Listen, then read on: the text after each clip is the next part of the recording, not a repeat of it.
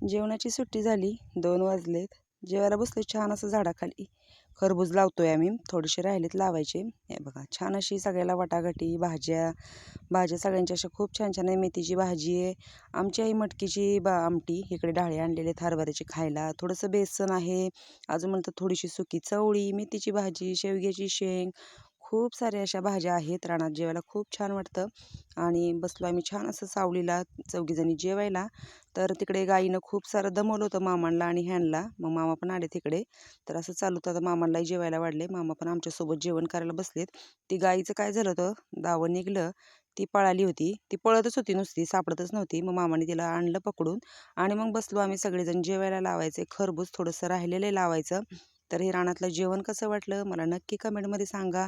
अशा मस्त आमच्या भाज्या आहेत, त्या पण कशा आहेत ते पण सगळं सांगा. छान असं गावाकडचं वातावरण. तर या सगळ्यांनी जेवायला आणि जेवण कसं आहे ते नक्की सांगा. भेटूया अशाच एका नवीन व्हिडिओमध्ये. श्री स्वामी समर्थ.